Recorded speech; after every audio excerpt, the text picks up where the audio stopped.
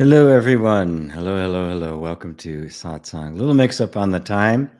Somehow the time schedule for Facebook got stuck like 2 hours ahead.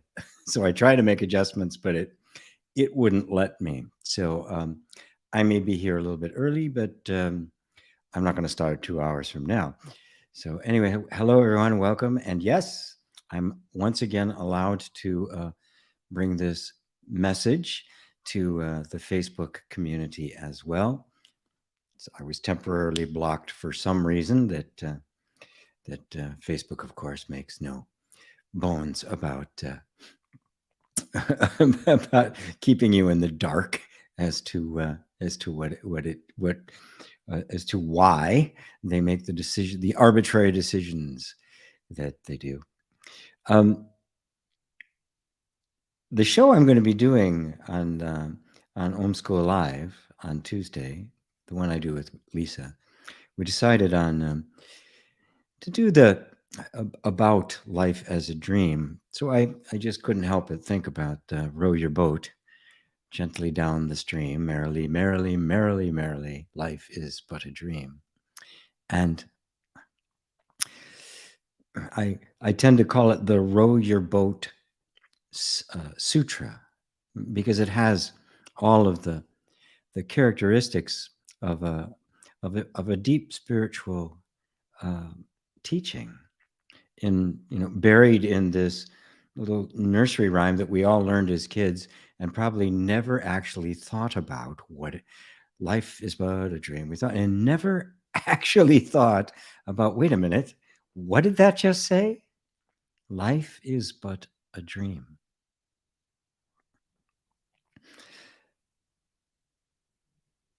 That seems like such a radical thing to say, especially in our modern world that's filled with, it's materialistic and quite literal about everything. How could this, my experience, my everything, my family, my loved ones, my life, my everything I've experienced in my life, all my triumphs and successes, how can I reduce that to a dream? Because dreams are totally insubstantial. They're fleeting. They're here 1 minute, gone the next. You're just completely, we're completely blown away by the insubstantiality of a dream. And yet somebody comes along, like a sage, a wise man, a Buddha, and says, it's a dream. It is all the projection of your mind. And it's easy to just kind of dismiss that, go, oh yeah, that's right.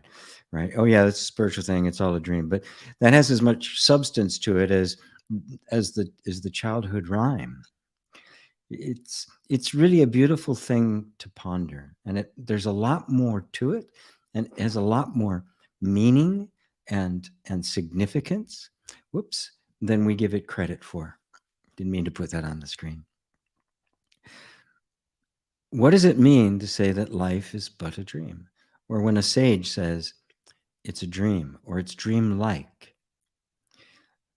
What it's pointing at to is deeply, deeply significant and holds in its hand the potential for an enormous realization and an enormous liberation from fear and suffering. The fear we experience in a dream is very real while we're experiencing it. It seems very real until we wake up. And then we see that it was, in fact, completely and totally a fabrication of the mind. It was a total projection.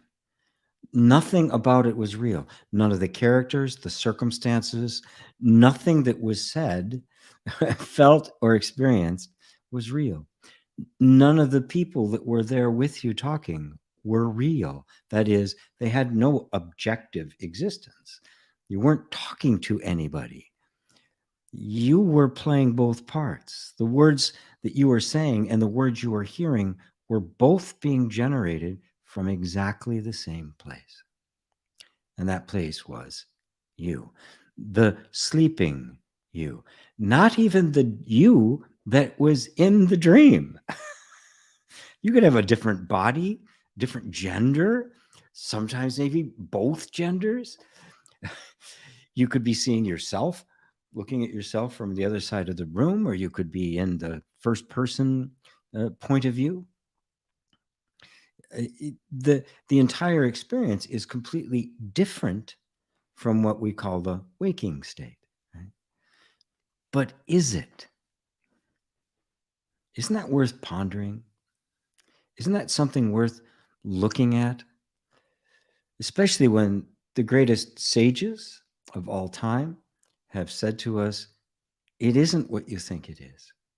It isn't an objective fact. Now, to a certain degree, this has actually been verified by neuroscience. It's clear, although culturally and in everyday life and our convention, the way we normally function, we act as if what I'm interacting with is an absolute objective physical world out there, and that what I'm seeing is something out there. Now, neurologically speaking, you're not. What you are seeing are visual images in the brain. It is a picture of what is purportedly out there. And in fact, looking at visually alone, what the eye actually sees is an extremely pixelated version. It's not clear. It's not as clear and have the detail that we believe it does, that we see here. It's blurred around the edges. There's a few places that are kind of in focus. There's a blind spot right smack dab in the middle of it, and it's upside down. As anybody who's made a child's version of a pinhole camera can tell you, the image is upside down. And yet what we see is clear, right? We don't see the blind spot in the middle. We don't see the floaters and the like unless they get really extreme. And the image is right side up, which is confirmed by our ears and the sense of gravity and the like. Yep, we're right side up. Okay? But what you are actually looking at is not out there. Now, we believe that it's a good facsimile of what is out there, but it's not.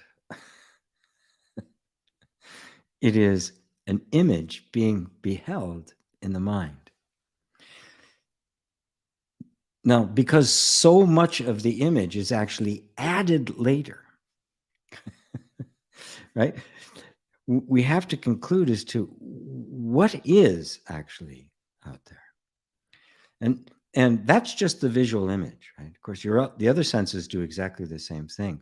And once the raw data is there and processed and you have an image, in the process of creating that image, we are also adding to that picture meaning, associations, memories, categorizations, definitions, words, abstractions. All of this is being added on to what makes up the totality of our experience. And all of it is happening inside. All of it. Now, what sages and spiritual seekers have done right from the beginning of the time, before they were sages, is they simply ask the question, is it in fact out there? Or is there in fact no out there at all? And all of it is happening within what? Now, we like to toy with that idea, ever since the Matrix was made. And I hear people say, oh, it's all a hologram in the brain. And then my question becomes, okay, what brain? That too is in the hologram. Right? Everything we know about it has come from the senses through exactly the same process.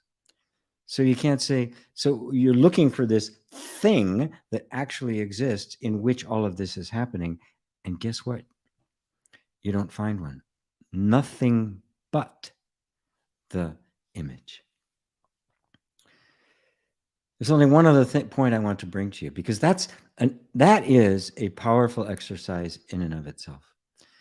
They're actually called direct path exercises. And you could take something very simple. Take any object, any object at all, and just look at it for a while and see if any of the experience you're having of that object that you can tell without a shadow of a doubt that it's actually being generated by something outside of your perception. See if you can find evidence of it in it. There's lots of thoughts about it. There's assumptions that that's the case. But see if you can actually come to indisputable evidence that this exists separate from my perception of it. What you'll find is that you can't. I had that experience at 17 years old, and it blew my mind. It set the stage for my awakening at 19, 2 years later. So life really is a dream. Right? That is, it is a completely subjective experience, right?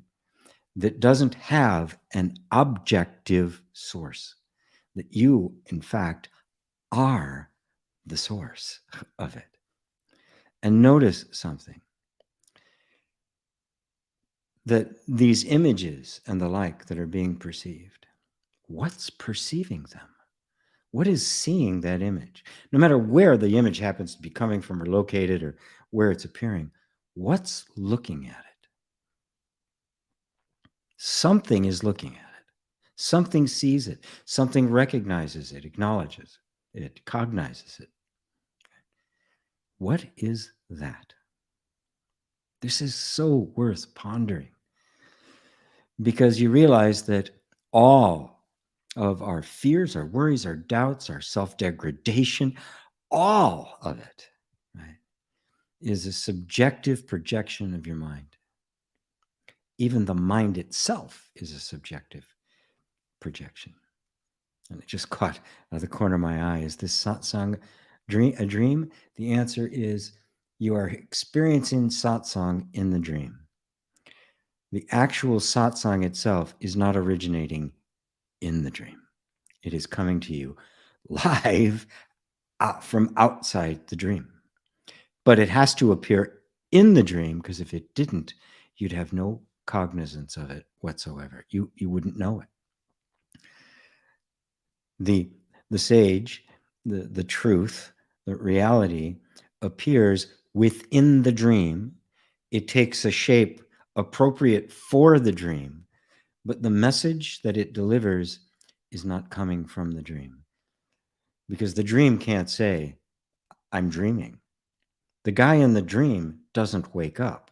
The guy on TV can't change the channel. Something outside has to say, look, what you are seeing and who is seeing it. Is what you're seeing really out there? The dream can't say that. And that satsang, that communion with truth, appears in the dream. As Mooji liked to say, everyone is dreaming, and I'm the alarm clock. The alarm clock is in the dream. And so that metaphor to the dream, life is but a dream. Obviously then, what would we do? Row the boat gently, gently down this stream of life. It is a series of subjective experiences, all coming from you, all a reflection of you. And to walk through it merrily, happily, without attachment, until finally you fully realize it's but a dream. And the beautiful thing about that is that it doesn't leave it empty or vacuous or unimportant. It begins to simply glow with love, because in fact, everything in the dream, every experience, every person, place, and thing is you. This is the end of duality, which is the end of fear and the end of suffering. So, welcome once again to Satsang All. It is wonderful to be here. Welcome back, my Facebook friends, because I can now broadcast again to Facebook successfully. So, Happy New Year, Roberto. GP, how can one manifest the kind of life you want just by allowing? I've just done your meditation on that. You might want to manifest something that has never happened. When it comes to manifestation, he's continuing, I feel like I'm not in charge of my life. Like I cannot make any decisions, even among what things I would make those decisions about which I would make those decisions.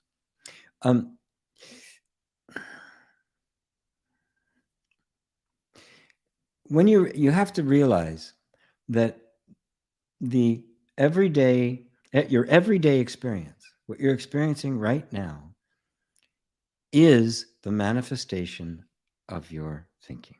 It is a projection of the mind. It is completely being generated by consciousness. But so are the desires and fears. So is the image of the kind of life you want to lead. And the one who would lead that life is also in the dream. If you see that, you will lose the fear, you'll lose the intensity of that desire for things to be different than they are. And you will also lose the fear of them not changing or being stuck where you are, because the you you're referring to is the guy in the dream, not the one having the dream. As that becomes clear, you become freer and freer, less dependent upon what's happening in the dream. Therefore, the fear, worry, doubt occupy less space within the dream, and the dream little by little begins to correspond more and more and more to the infinite reality of infinite abundance and love. That's how it happens. Right? When the idea of manifestation and law of attraction and all that first appears to somebody, it's completely interpreted from the point of view of the person in the dream. And so now they think, okay, if I just do this, this, this, and this, I'm going to get what I want, and then I'll be happy. Now, here's what happens. For most people, they never get what they want, so they never know the happiness. It becomes a lifetime of pursuit. For some who actually do manage to get it, and some who get it consistently, right, now get caught in this web that somehow life is about getting all the things that I want, which in fact digs the egoic sense of self, the dream self, into the consciousness as a belief even more deeply. You're actually worse off if you do get it than if you don't, unless you get it because you've stepped out of the dream. When you step out of the dream, it's not that the dream suddenly goes away. You just realize it is a dream, right? And so you're no longer emotionally or intellectually dependent upon it. You're not seeking anything from it because it has nothing to give you. It's flighty. It's nothing. It's complete subjectivity. And it becomes fascinating at that point, and you begin to see the correlation, right? But the desire to make things different than they are is one of the key elements that keeps you stuck in the dream. Because the real dreamer, the one who's having this dream, has no desire. This is a spontaneous arising, didn't even decide about anything. It's just happening. It's a constant energetic unfoldment of the nature of being itself. In the Hindu tradition, this is referred to as Brahman, Vishnu, and Shiva.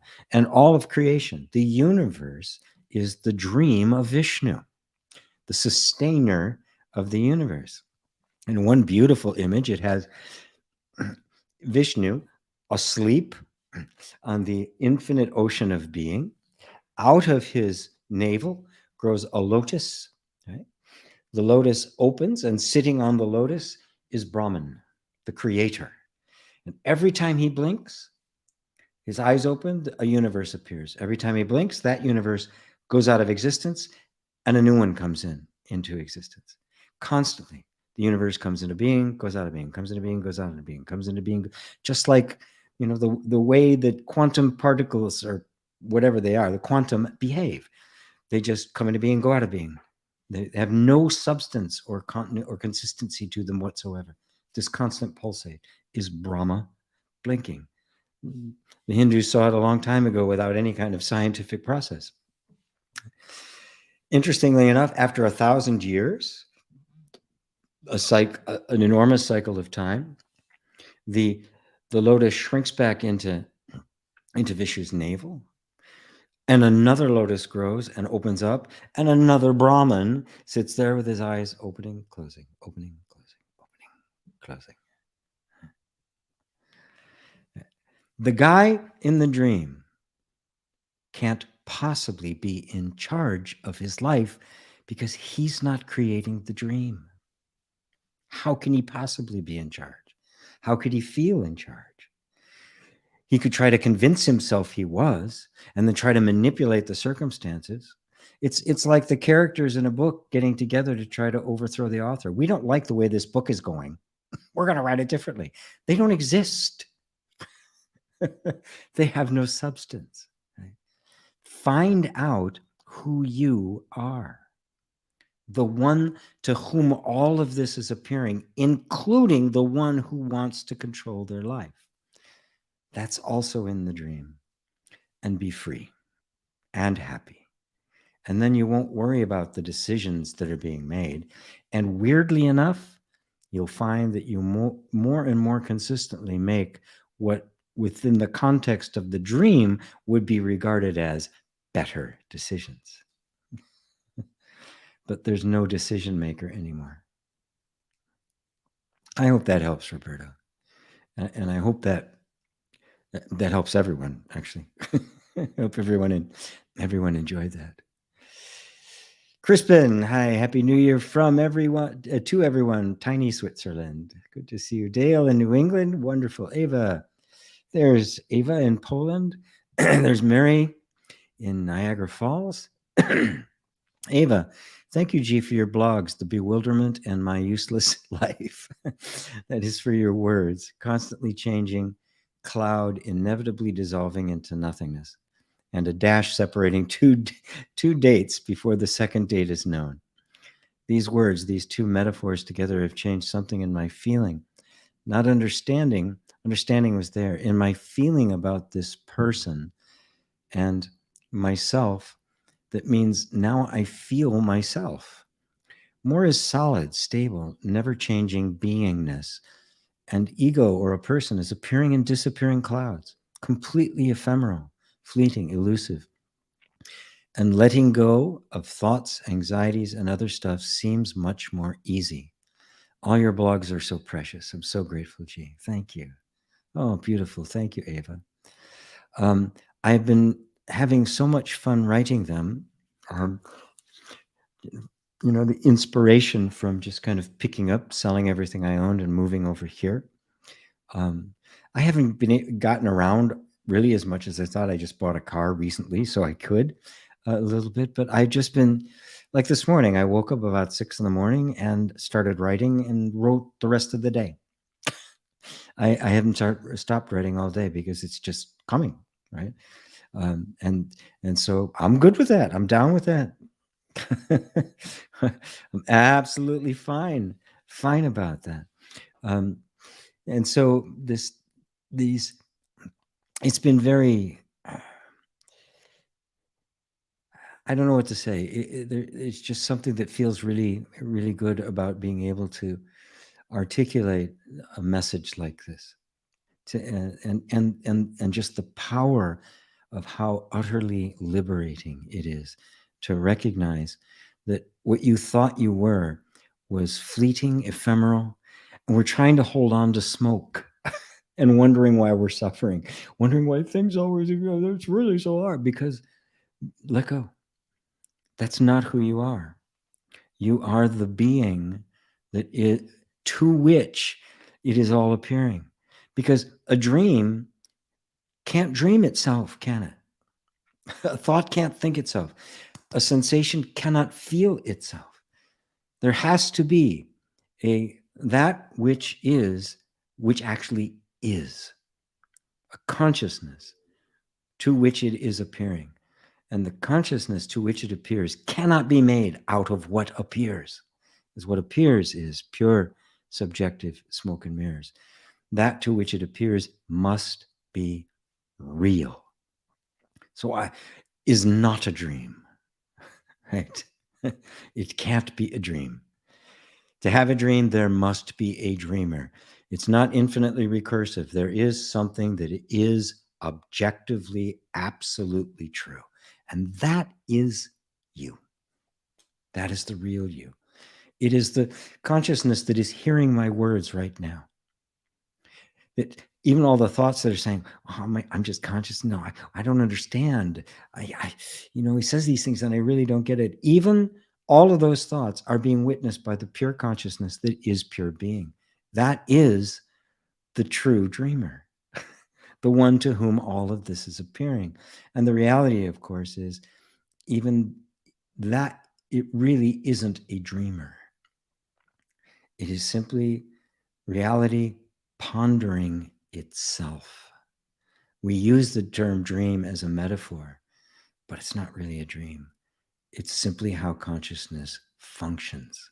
This is how it knows itself. And this is how it experiences, even by, in the dream, someone forgetting that they're dreaming. Hopefully I'm not going too deep here, but enjoy. Anyway, thank you, Ava.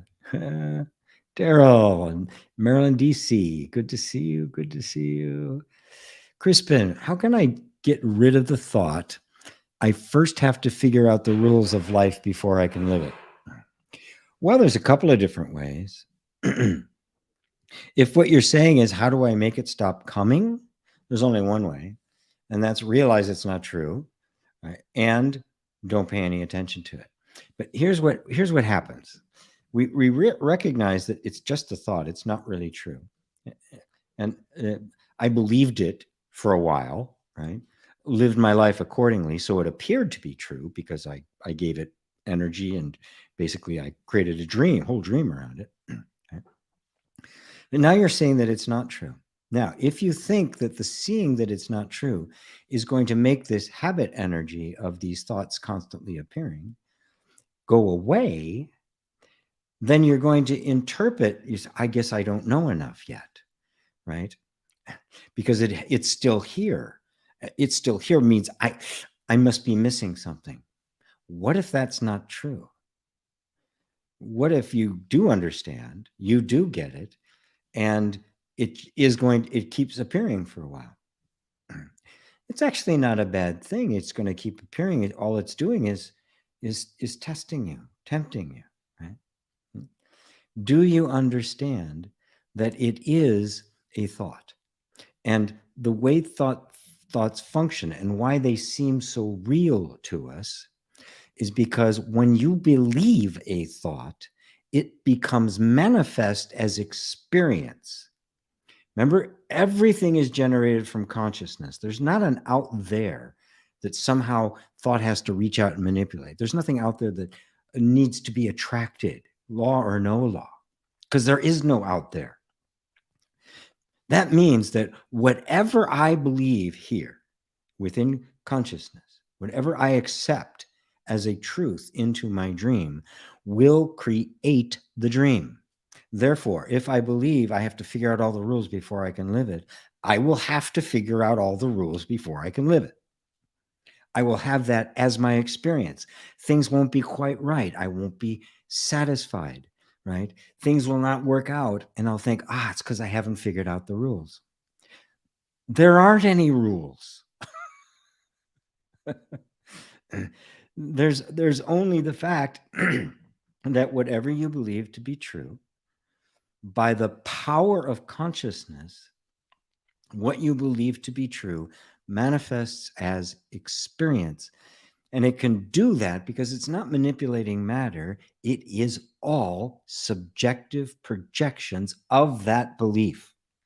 And so that belief makes images. Those images appear to be existing outside of perception.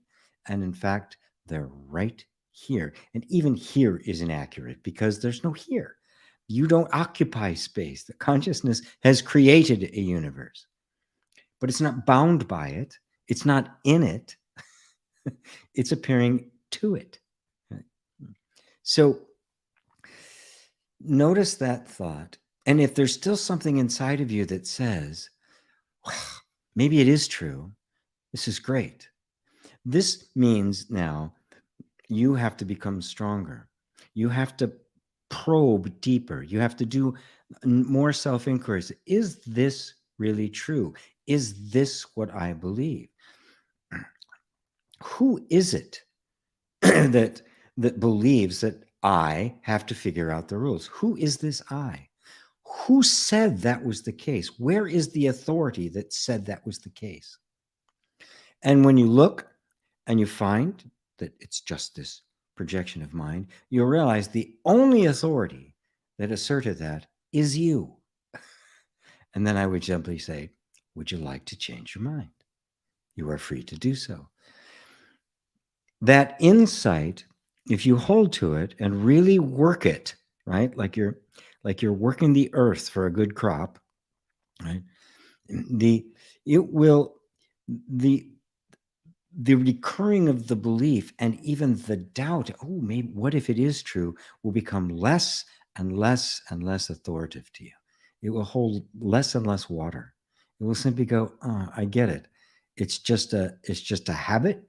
It's a record playing. It's an MP3 playing, right? And it got stuck on loop, and it's just going to keep going. And I'm going to lose, and I don't have any interest in anymore. It just cannot capture my interest through interest, nor can it force my attention by fear, which is the other one. Well, what if it is true? What about the doubt?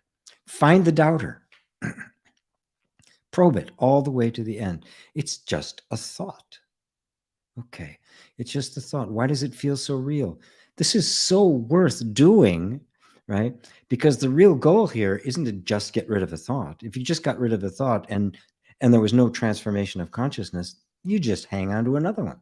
But if in this process you get so engaged, the transformation happens so deeply that the thought no longer interests you.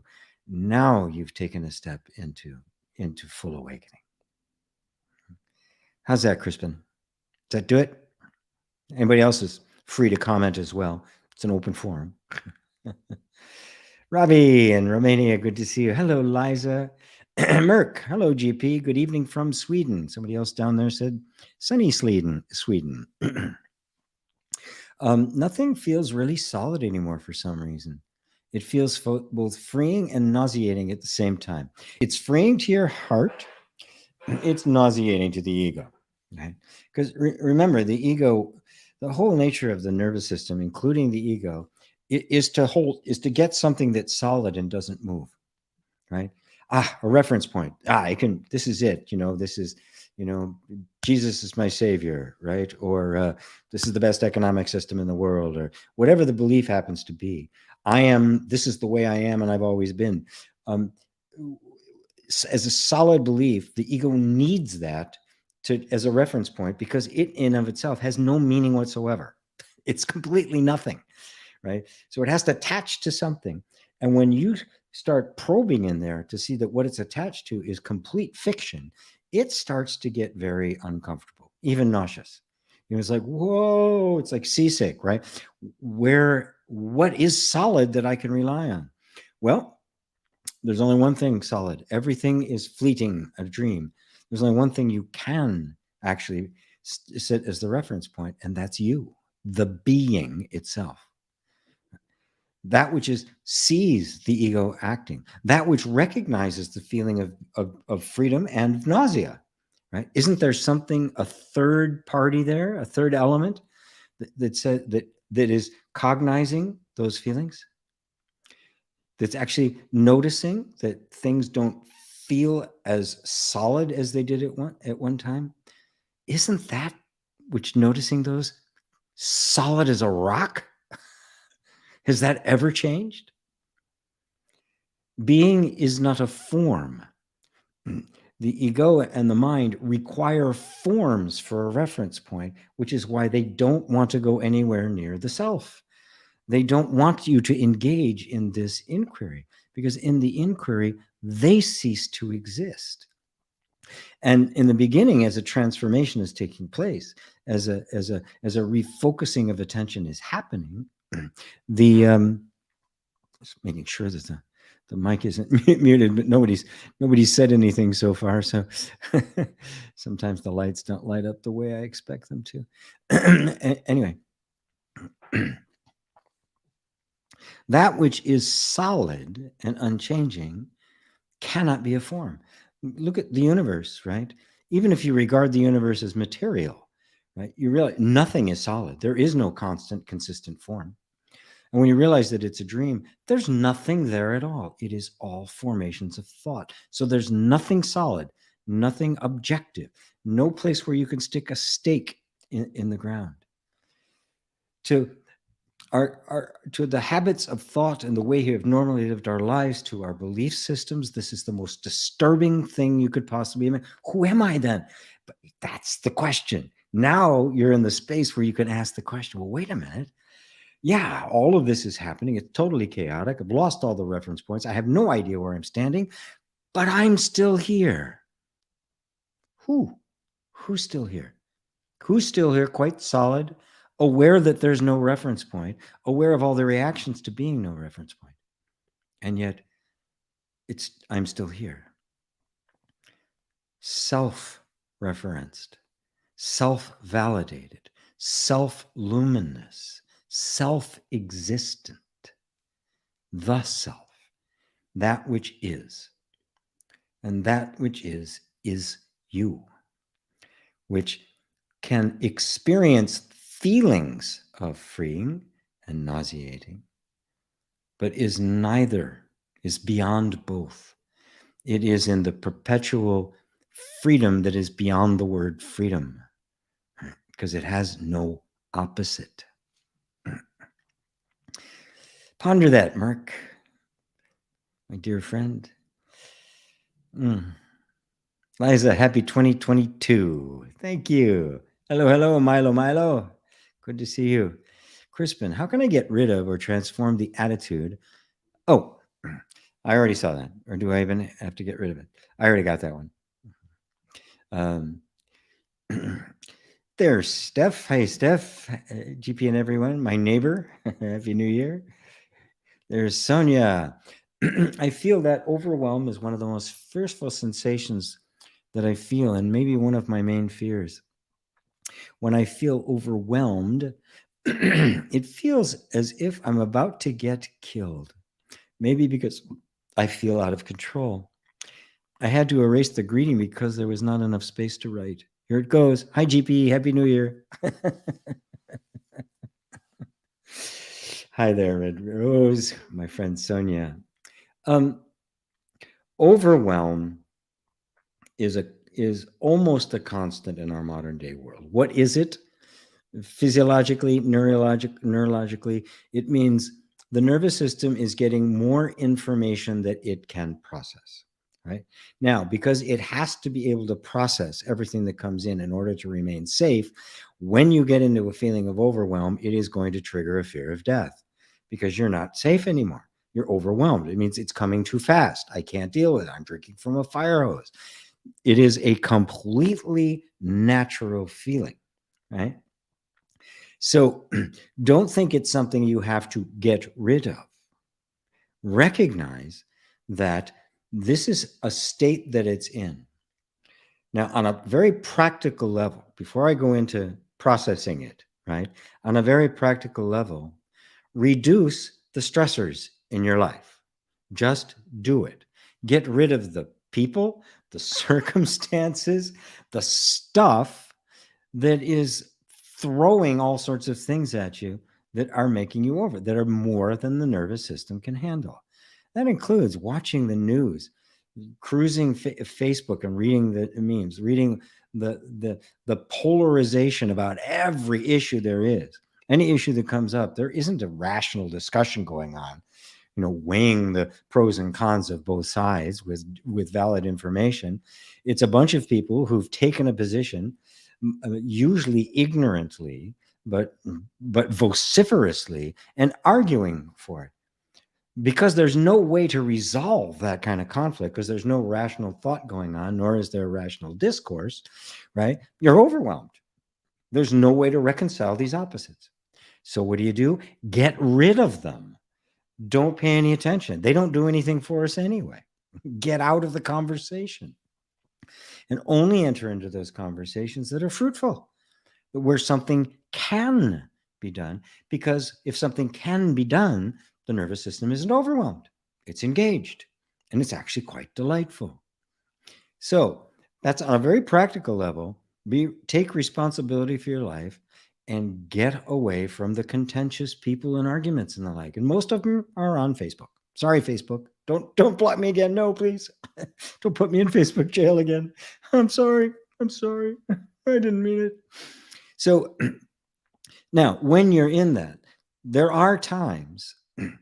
The problem is we've all gotten so sucked into a way of life that we're in this, and we don't know how we got there, and we can't really tell now what has to be there and what doesn't. Well, that's the first phase: is eliminate everything that doesn't need to be there, and then you'll find you're in circumstances that are overwhelming that you can't get out of. Maybe you're in a job and there's a lot of pressure in the job right now. All sorts of things, more than can be done.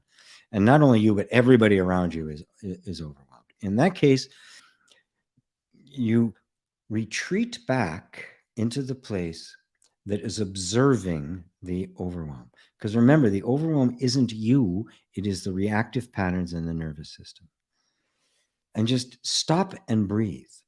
And notice that they are intense sensations going into in your body. That there is and that there's also an energy in you of resistance. It says, I don't want this. I've got to get rid of it. Please go away. Right? Which creates more tension and conflict, which increases the overwhelm. So the first thing is step back, breathe, say, okay, I'd rather you were not here, but you're here, and I totally accept that you're here. Obviously, you're here. I might as well accept it.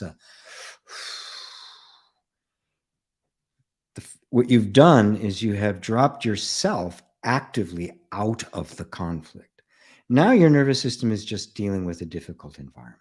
Now, at that point, you can use a technique like tapping to simply be present with that feeling of overwhelm while simultaneously delivering a message to the nervous system. It's okay. It's safe. Right? You don't have to do a fancy process. You don't have to do the EFT setup statements or any of that. Matter of fact, all of the words used in EFT are only to keep attention on the feeling. They're really secondary. So if you can and if you're really overwhelmed and even resisting overwhelmed, the feeling's there, no problem. It's gotten all your attention already. So just be present with it and just keep reinforcing it. I give myself permission to feel what I'm feeling. I'm allowing myself to let go as best I can of resistance. It's not serving any purpose. And thank you. Thank you for taking good care of me. Of course, my nervous system is jazzed right now. It doesn't know what to do. Okay, I get it. And just stay present. I'm starting to call this presence tapping. You're just staying present with what's here. It's a form of allowing. It's part of the yoga of allowing.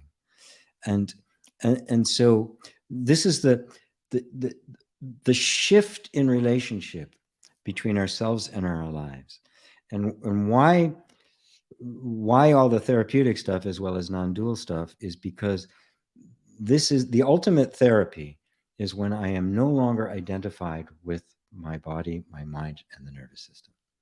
As long as I am, there's going to be struggle going on. But if I'm not, if I find that I am something else altogether, all the characteristics of all the therapeutics, all self-help and personal development techniques get transformed. You don't necessarily throw them out. They begin to function on a different level because it's no longer me trying to fix me. It's me compassionately repairing a broken nervous system that's just been trained to react in a way that isn't useful anymore. But now consciousness is there, conscious of being conscious, and now consciousness becomes the therapist. Basically, God is your doctor. So how does that work for you, Sonia? Work for you?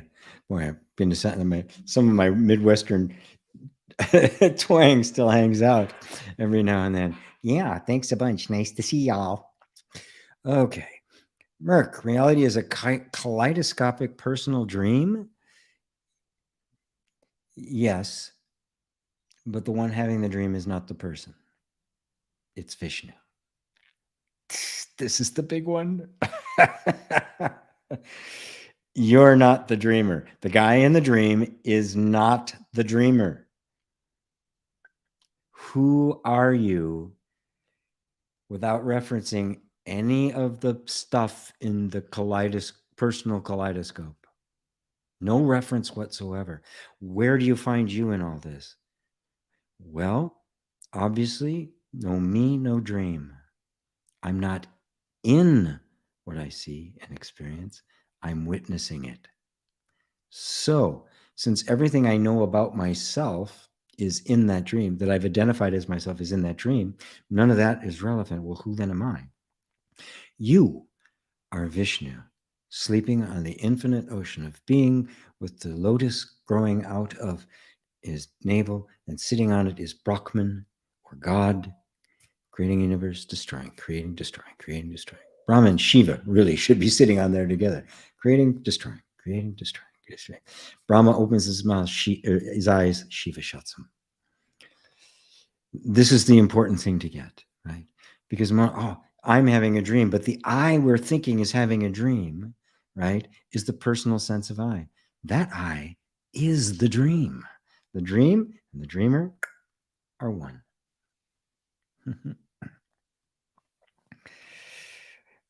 Beautiful. Thank you, Merc. That'll make a short excerpt. I could use some of those. David and Elaine, hello to both of you. Beautiful picture of the two of you today. Like the beard you're sporting. Very, very cool looking. The two of you are so great. Sally, hello, Sally. Hi, GP. Happy New Year from the UK. What happens when you experience awareness, beingness, to escape change and negative feelings? I find I subtly do this.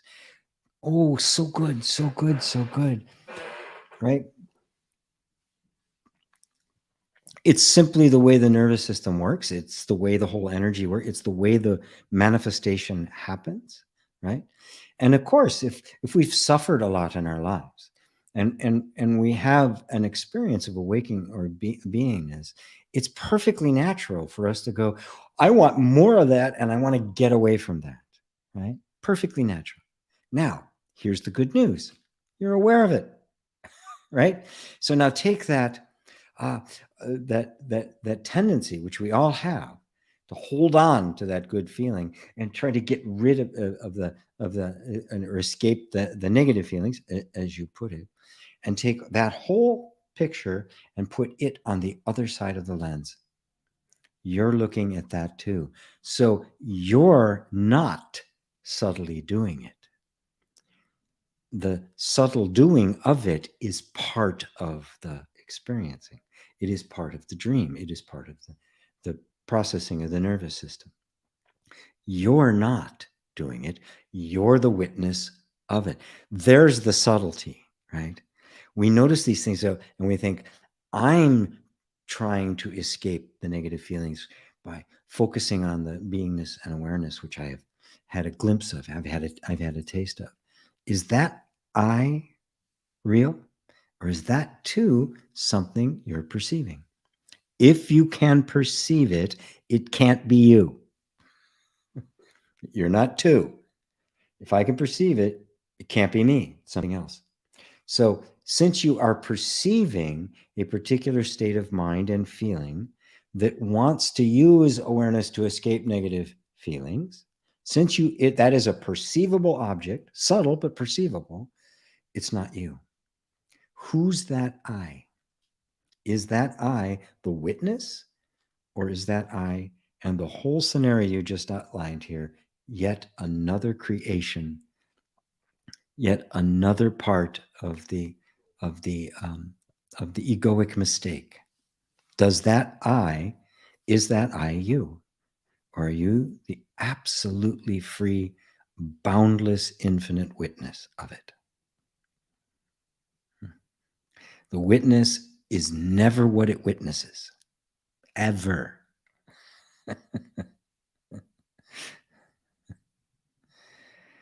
That's how you do it. And that's what's happening when you experience that. And it's perfectly normal. Everybody does it. Hell, you've suffered all your life, and all of a sudden you get a taste of freedom and go, I want more. Of course you do. That's why you set out on the spiritual path. And now we mature, and more, we find more and more gets put on the other side of that lens. The only thing left on the perceiving side of the lens is you. Prior to that, everything perceived, you didn't realize it was on the other side. You thought it was me, and you're looking for you, right? All of that gets put on the other side of the lens of perception, and the only thing that remains here is the absolute ultimate perceiver, and that is yourself. And that is not holding on to anything, because it's what the other I is trying to hold on to. That other experience creates the egoic sense of I that wants to hold on to what? To the bliss of being, which is what is watching it. The bliss of being is watching this whole thing happen. Right? Both the seeker and the seeking are being watched by what is being sought. And you are that. Mary, so what we are all seeing collectively is what we're all agreeing on as being real, including the ones agreeing and everything being agreed upon. To quote Neil Donald Walsh, there's only one of us here. For instance, a chair. We all see the chair and we all agree that the chair is there. It's convention. We agree, and it's good. So if I ask for a chair, I don't get a brick. Right? Or if I ask for a towel, I don't get a hot coal. Good, really useful, right? And yeah, on one level you can say it is kind of a universal dream. It is the dream of all beings. It is the universal hypnosis. We're all hypnotized in the same way. We're all radios tuned to the same station, dancing to the same tune, right? That is a level on which it can be understood, and that level in and of itself brings a lot of harmony. It brings a lot of compassion. You can understand why people are the way they are. You can have a lot of gratitude that you're one that is waking up from that, is no longer completely immersed in it. And then you can go to another level. And even those out there who appear to be saying the same thing are also in your dream. And you are Vishnu, the ultimate dreamer. And there's nobody but you. Nobody but the real you, not the you that's in the dream, which we have wrongly identified with, right? That would be solipsism. That would be a form of insanity, right? Nothing exists except me. If that me is the egoic mind, you're in big trouble. That's solipsism, and that's madness, right? The I am referring to is not the one in the dream. It is you. But the you is not Mary. It is Vishnu. It is Brahma. It is Shiva. It is Buddha. It is Christ. It doesn't matter who you say, right? Because they're all referring to exactly the same thing, right? And so the chair, the universal chair, is you. The chair is you too.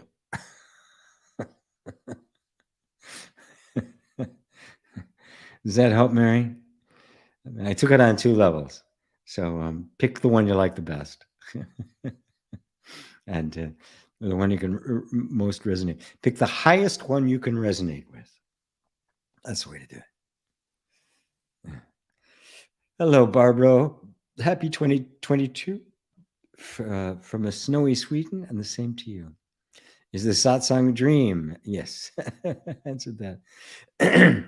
Mary, so the waking life is just another more physical aspect of the dreaming life itself.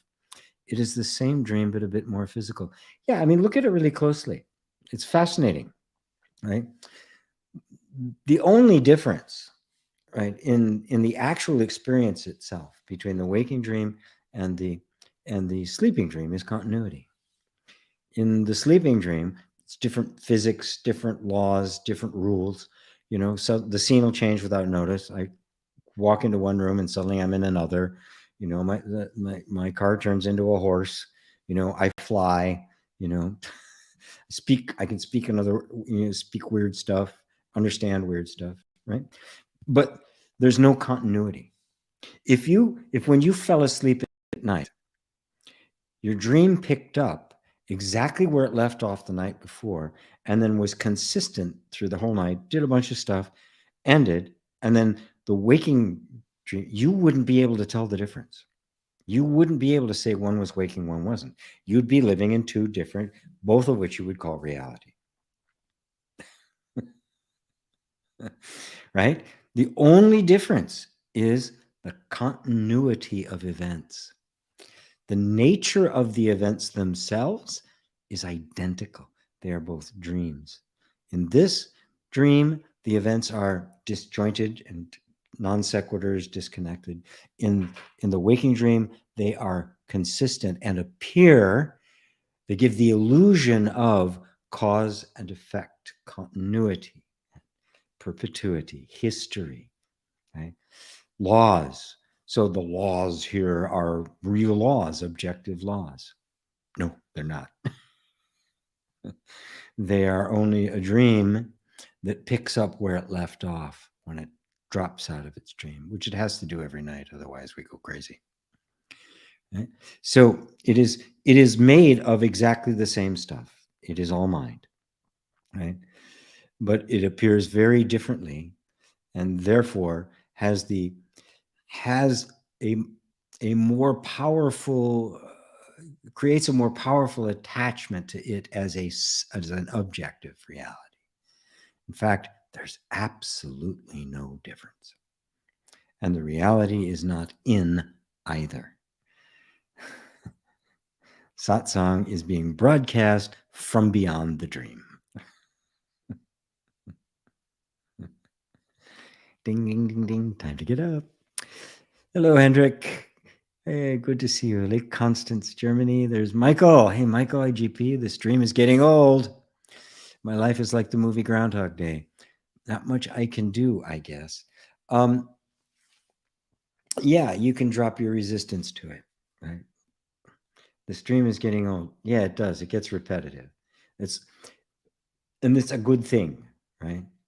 We have this craving for novelty. If it's always fresh and new, we get distracted, right? We're always reaching for the shiny object because we get a momentary hit from it, a momentary degree of pleasure, right? And that's satisfying for a while. It's a relief from the suffering that is the monotony of life.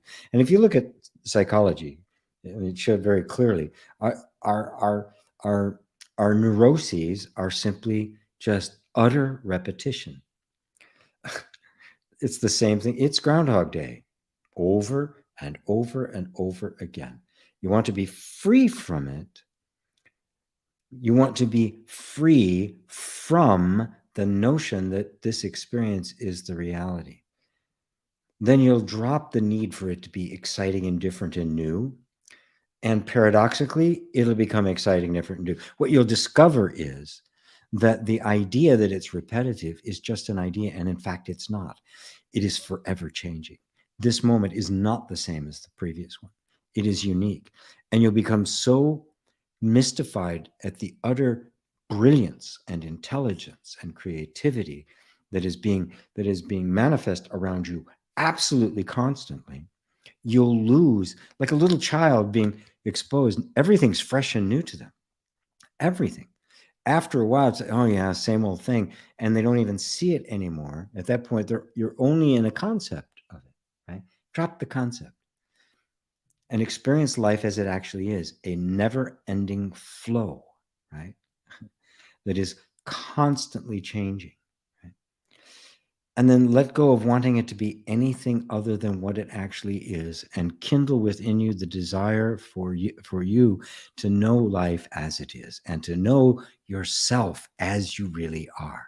When that takes over, the dream will begin to fade, and you will find underneath the dream that is repetitive is the manifestation that is infinitely varied and beautiful beyond imagination. Does that help, Michael?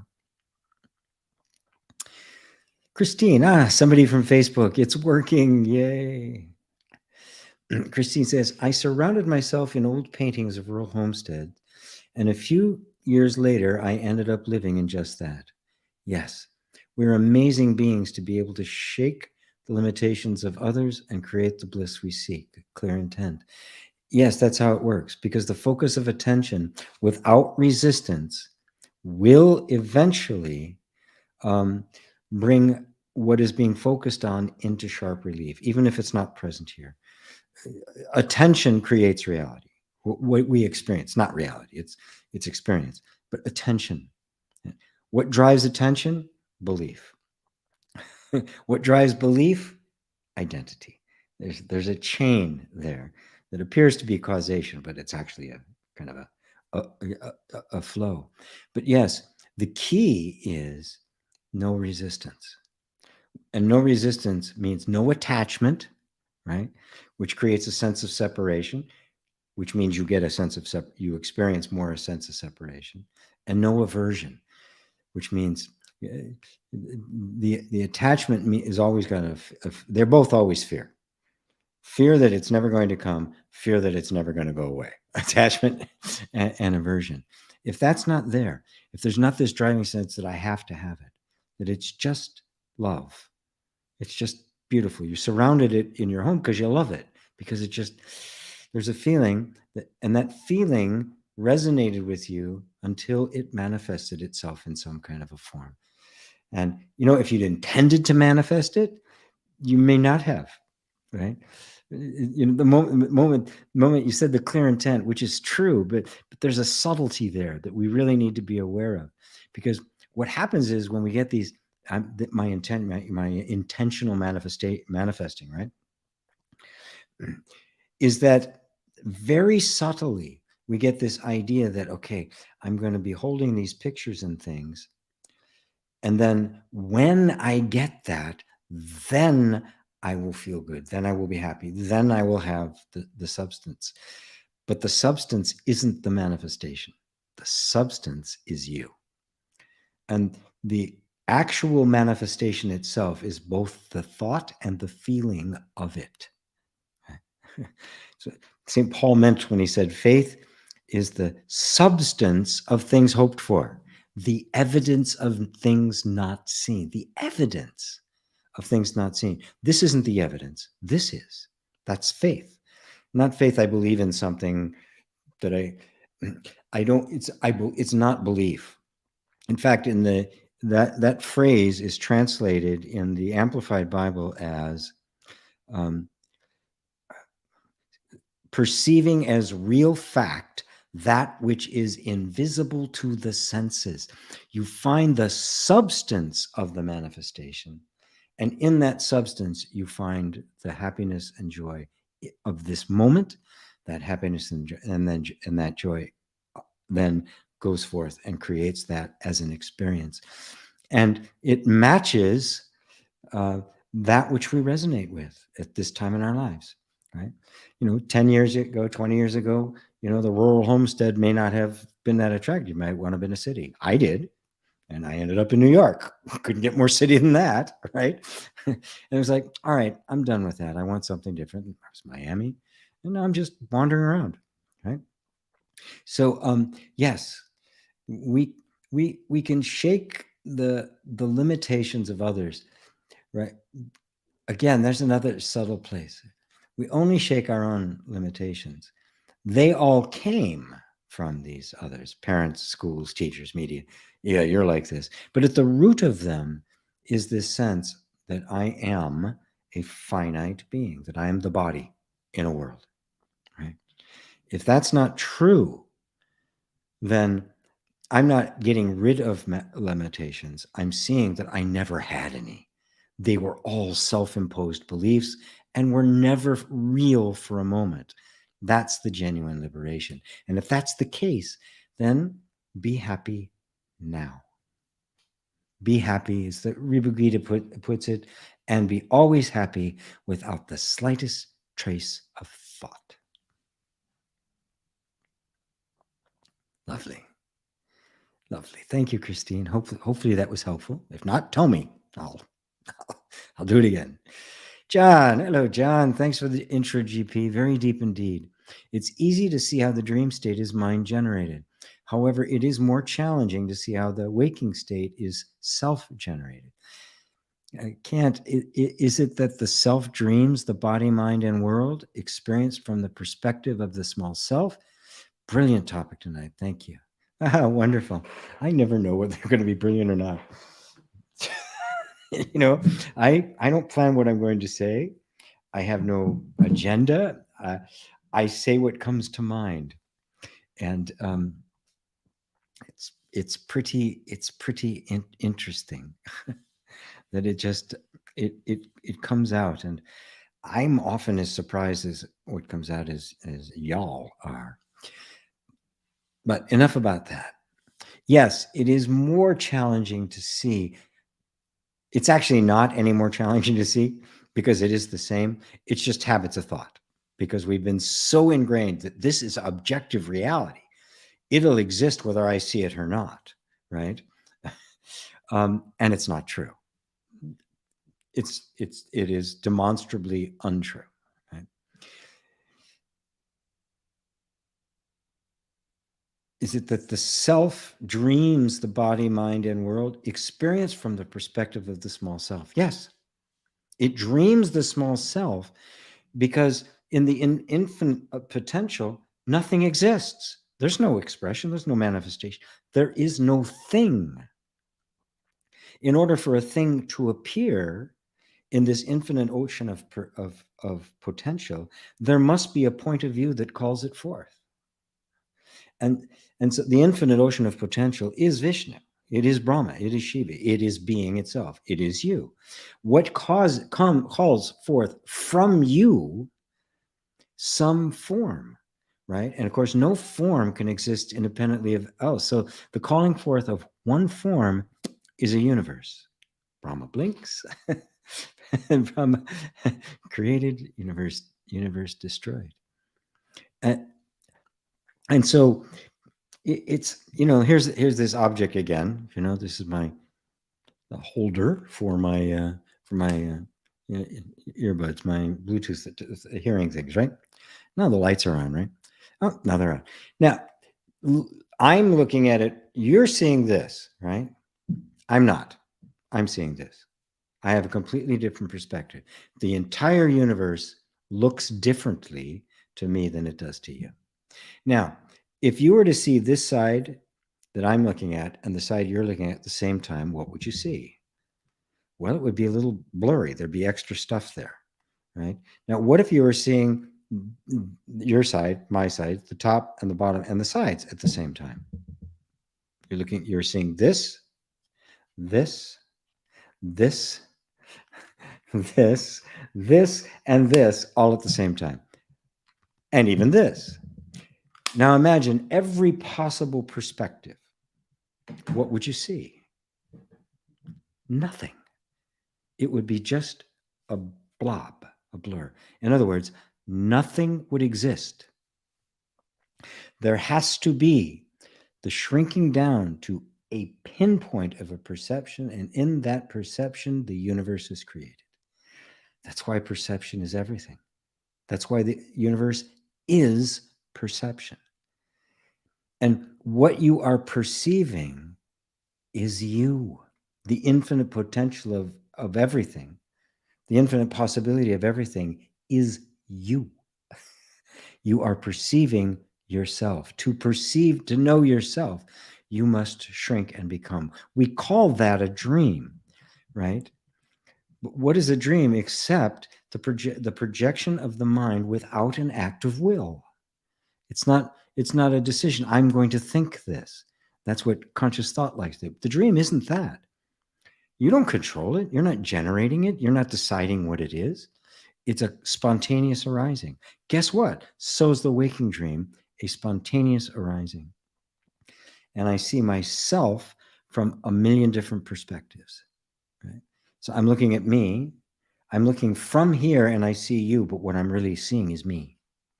That is me, the Vishnu, Brahma, Shiva self, the Satchidananda self, the being, consciousness, bliss self. I am seeing. And so sight, seeing, and the seen all arise spontaneously and simultaneously. And they're all perceived by the ultimate seer, which cannot be seen, because it is the pure infinite ocean. Does that help, John? These are deep questions tonight. This is really nice. I hope I'm not going over anybody's head, because I know some people, this may be very new to some of you, this kind of a spiritual discourse and interaction. And I don't want to lose anybody, because the beauty of the deepest spiritual non-dual teachings is that they can be reduced down to the most mundane and practical place that can benefit just your everyday mundane life. As a matter of fact, what you realize is that your water gets turned into wine. Your mundane life isn't mundane at all. It is the very presence of God. Lovely. Thanks, John. Love you. Peter, good evening from Italy. Wonderful to be here. Thank you, GP, for sharing the best tools and pointings and for allowing awakening without forcing anything through heavy concepts. Thank you. Oh, you're so... Oh, thank you. Thank you for noticing that, Peter. You know, there have been times when I've gotten severely criticized for making it so human, for not throwing out all the tough, the big, heavy concepts, which at one time I did. I was kind of stuck in the absolute for a while. And, you know, I've got the scars to prove it. Something's missing here. I mean, something just didn't feel, something was off. It's the flow of the heart. It is the heart that just reaches out and touches the suffering of humanity. Without that, all the great, big, non-dual concepts. Sorry, my my phone rang. All the non-dual concepts are burdensome. They actually do more damage than more harm than good. Because you can't throw something at somebody. You know, I worked with combat veterans when I was living in Florida. You know, some going back to the Vietnam War, all of them with PTSD, all of them. I didn't give them non-dual concepts. What a waste of time. It would have been cruel for me to sit there and try to tell them they don't exist and they're ill and they're not their body. What a waste of time. I tapped with them.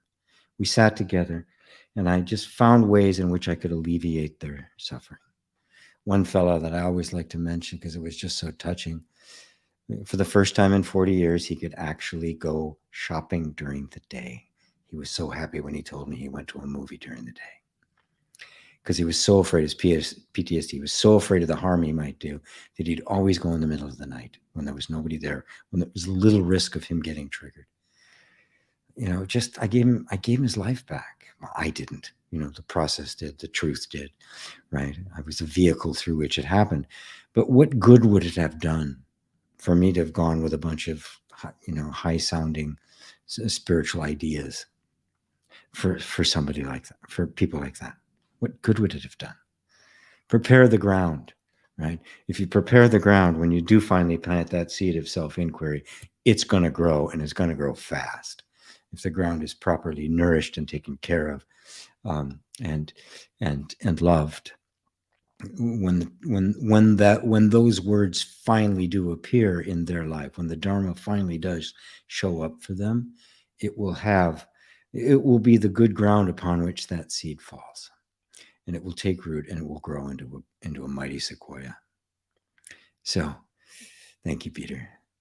Russell, season's greetings. All the best wishes for 2020 from Durban, South Africa. Oh, wow. Hi, Russell. Good to see you. Wonderful, wonderful, wonderful. South Africa. Amazing. Roberto, thanks for your explanation, GP. Mind-blowing. I just do not know how to handle all this. Well, the first thing, my friend, is stop telling yourself you don't know how to handle it. That's just a thought. What if that thought never occurred to you? What if the thought, I just don't know how to handle it, never occurred to you? You just never thought of it, right? All of the feelings you're having, all the experiences would have a completely different meaning to you, wouldn't they? Right? In fact, would you be handling it? In fact, you are handling it. The mind keeps saying you don't, and yet you are. It may not be the most ideal way, maybe the best way you wanted to handle it, but you are handling it. As far as I can tell, you're still alive. So stop reasserting about yourself things that aren't really true, right? Because the thinking of them and the believing of them makes them experientially true. If you keep telling yourself, I don't know how to handle stuff, you will have the feeling of not being able to handle it. Even when you do handle it, you won't be able to recognize that you're handling it. So drop that thought. Recognize that it's just a belief and it's not a fact, and that there are other completely different ways in which you can perceive the very circumstances you're in right now and be happy. I love you, brother. Matthew, yet there is only the dreamer, and thus I am responsible for the decisions and actions that are presented to me, and we are collectively responsible for the world. I am the dreamer, and all who I meet are the dreamer, and each of us are making decisions. Well, in each of us, Matthew, decisions are happening. Be really careful about saying, I'm making these decisions, right? If you're dreaming at night and you make a decision, right, as this dream character you are you deciding, or is it just thought spontaneously appearing? Now, I'm not advocating a state of immorality or amorality, right? Or moral relativism, nothing like that. I'm trying to point to something beyond that. Within the context of the dream, of course, we're deciding what's the best for all of us. What's the best action to take for ourselves in the world? And when you realize that you are the ultimate dreamer, you realize you are responsible for the whole world is you, right? Everyone in it. All the bad guys, all the good guys, all the conspiracy theorists, and all of the official narrative. You are the CIA, right? You are Gandhi. You are Christ. You are Hitler. You are all the people he hurt, he killed. Right? You're all of it. Whoa. Okay. Okay. I'm going to probe deeply into the source of this dream. And maybe this dream has turned into a nightmare as part of how Vishnu laid the seeds that would allow him to awaken from his own dream, or her own dream, if you prefer. Vishnu's. It's always Vishnu and his consort. There are always two sides to that coin, right? And perhaps it getting this bad, look, when you're having a dream at night and it's going real nice, you don't want to wake up, right? But boy, when it's a nightmare, oh, thank God I've woken up.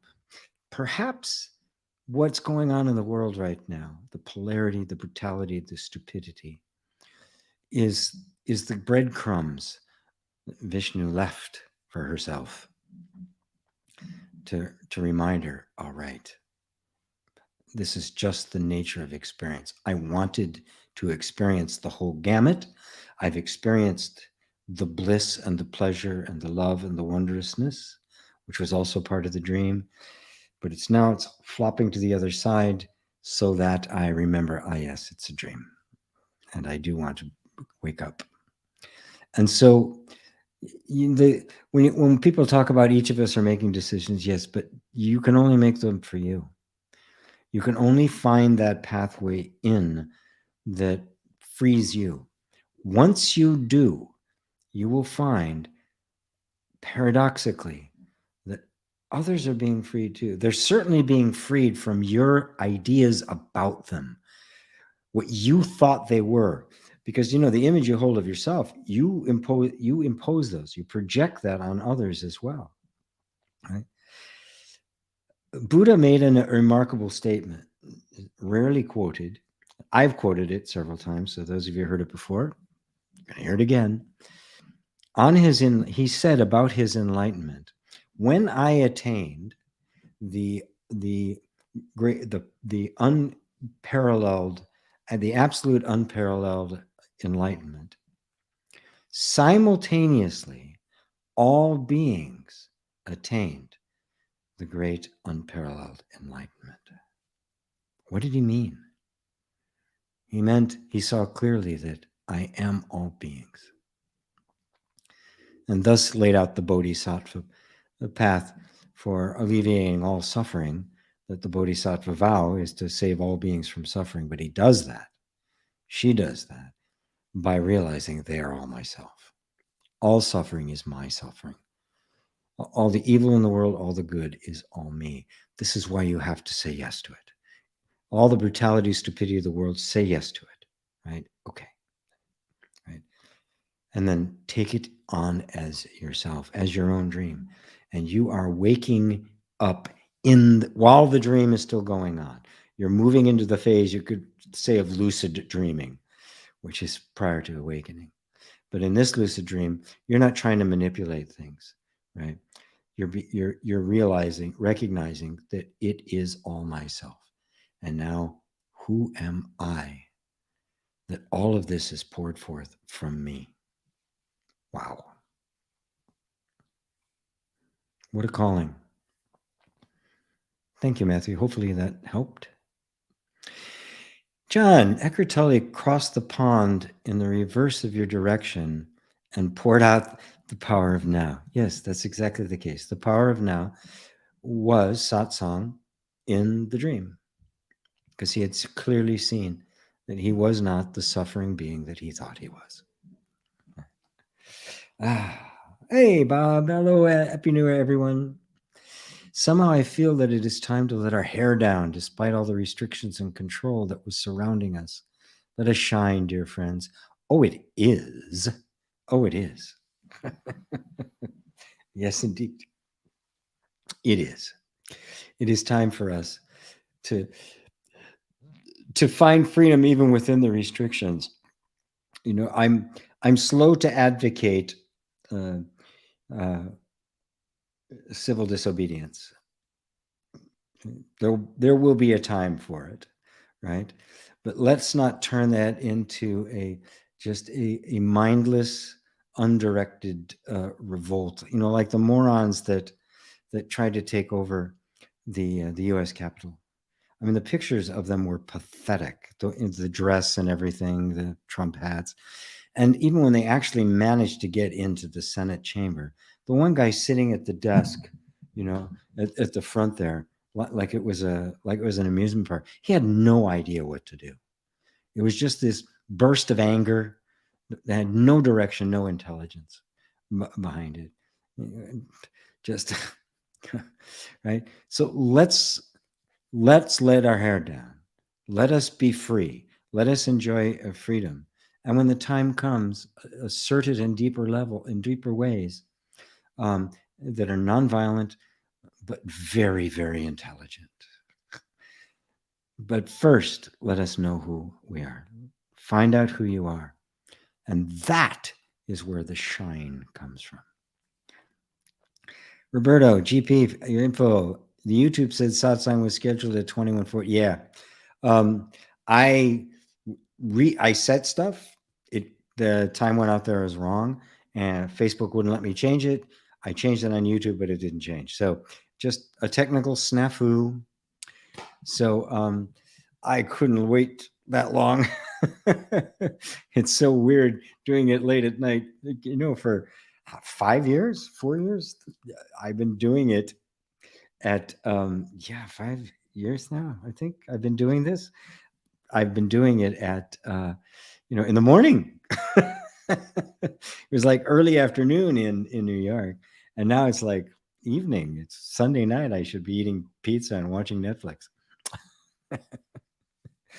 So anyway, Daryl, I completely agree, Bob. Amen. Amen to that. I agree too. Carl, hey GP, I did your Nativity of the Soul meditation many times and really liked it. A friend then sent me another meditation where you call on the archangels. I couldn't do it. I felt like I had to come away from the ground of being from your meditation. Are the archangel beings on different levels on a scale of divinity? Don't know if this question will make sense. Oh, it makes perfect sense. I will borrow from any tradition, right? Now, this may sound to the pure non-dualist, it's like, this is offensive. Look, there are all sorts of things all around us that we can't see, that we can't communicate with, right? There could be light beings, right? Light for you and I, right? The wall behind me, not the window, but the wall around it is opaque. Light can't get through it unless it's a radio wave, which goes right through it. From the point of view of the radio wave, there's nothing solid here at all. It's a window. The whole place is a window, right? Your wireless, right? The Bluetooth that you listen to, it goes right through, right? Much of this isn't even here from its perspective. There could be all sorts of beings and stuff, but it wouldn't matter. People talk about eighth dimension being and multiple being, or angels and archangels and that sort of thing. It doesn't matter, right? There are an infinite number of quote unquote beings, but there's only one being, right? They are all you, right? So when the imaginary wall of the mind begins to break down and perception expands, it's going to see things that you didn't think were there. From the normal state of mind, we would say, I'm seeing a being from another place, right? And it would even seem that way, right? But the real understanding would be it's called an archangel, right? Which simply means angel. It's simply a messenger from the source. It has it's the same source as I do. So what's the difference if it's an archangel or if it's a rodent, right? They're beings that emanate from exactly the same source as I do. And what is that source? It is the truth of my being. It is myself. So if I'm seeing angels or demons, right? Angelic beings or gargoyles. If I'm seeing beings of light and color, Arturians or whatever they call the, space people. And even if I'm seeing space people, right? They're all you. They are all, no experience whatsoever is objective. It is all projections of the mind. And as the limitations of the mind, the self-imposed limitations begin to break down, and the sense of I begins to sink into the infinite potential that is its source, more and more and more things are going to become visible that once were invisible. It does not make them objectively real. It does not make an angel more real than a cockroach. It's just the walls are breaking down. The range of the possible creation that is that is what perception is. Perception is actually the generator of creation. It is not the perceiver of it, right? As those walls break down, the limitations break down, and what gets created becomes bigger, wider, better. I mean, just look at what's happened over the last couple hundred years, let alone the last 12,000 years, what we now perceive. The universe. Remember, the universe just this tiny little thing, right? The stars suspended on a crystal sphere. Right? Not to the Hindus, of course. To there were plenty of people who saw that it was this infinite expanse. But you can see how consciousness, and now it's like, the people in the Bible, the Tower of Babel, they really believed that God was up there and that they built a tower enough they could get there, right? And the way the Bible is, God believed it, right? They're going to get up here where I am. I'm going to have to confuse them.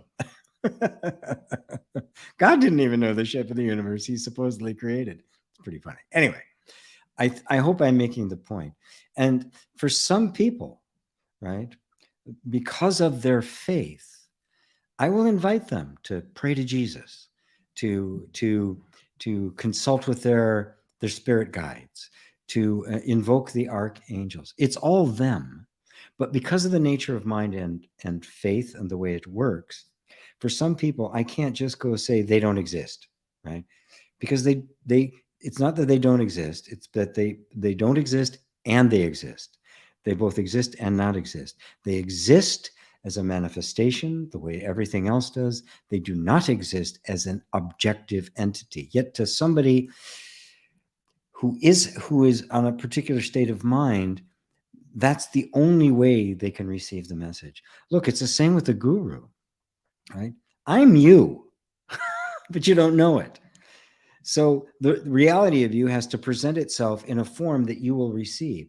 That's what the guru is. That's what the sage. It's actually you. But because we're still steeped in this idea of an objective universe, we don't realize that it is all ourselves.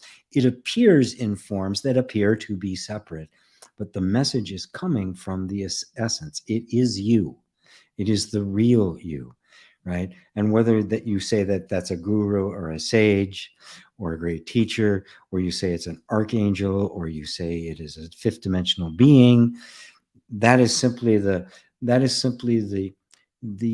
convention, the illusion that we project on it. There is a reality there, and the reality of it is the one perceiving it. And so I'm perfectly willing to use the language and concepts and faith of an individual to bring them into a higher state of being, into a state where there is less suffering, and thus the potential to open to the realization that I am that. Thank you, Carl. Hello, Melissa. Hello. Any words about panic, unhealthy bonds arising, surfacing, falling away? Have had wonderful experience with your I'm Not Safe EFT video. Wonderful. Good.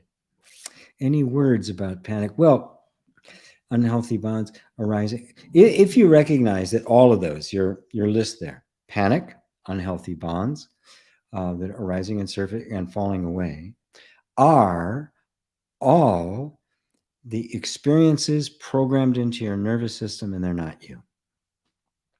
That's what, when I use EFT, it's another concession, just like talking about archangels, right? It's not real either. It's not absolute. It's not the ultimate truth.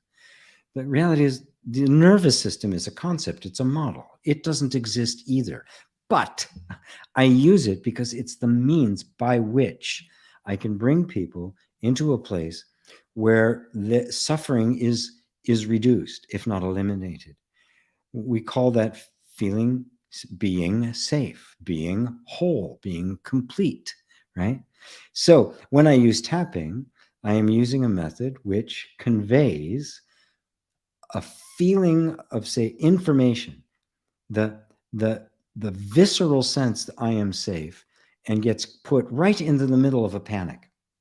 Now, normally, if there's nothing in the environment telling you you're safe, the panic will just spin until the body is exhausted and it finally lets it go, right?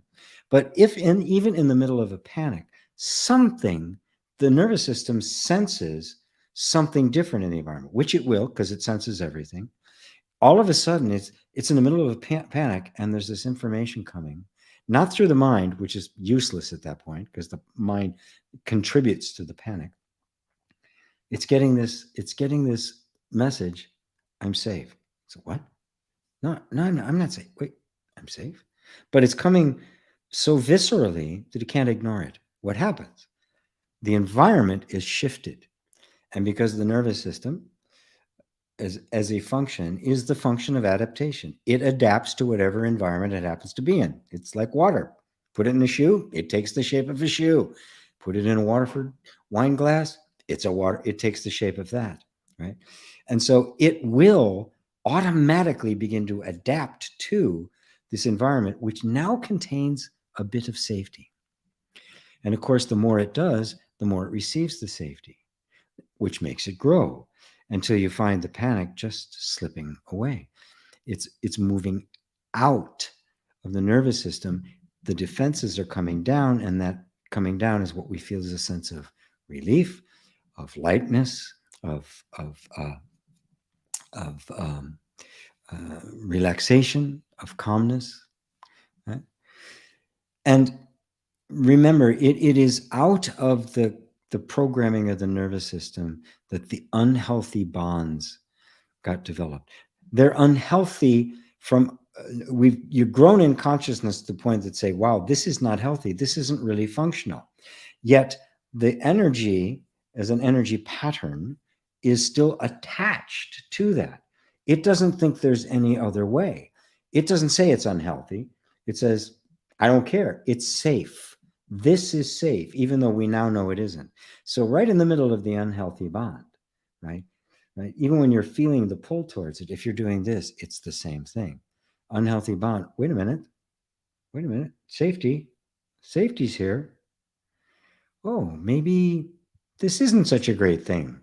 It gets the space in which the incredible intelligence and brilliance of the nervous system can begin to rightly interpret where it's at. It's now in a different environment, and it will adapt to it. So I hope that helps you, Melissa K. It sounds like a song, Melissa K. Appearing nightly. It sounds like a singer's name. So I'm glad you've had a great experience with the I Am Not Safe EFT.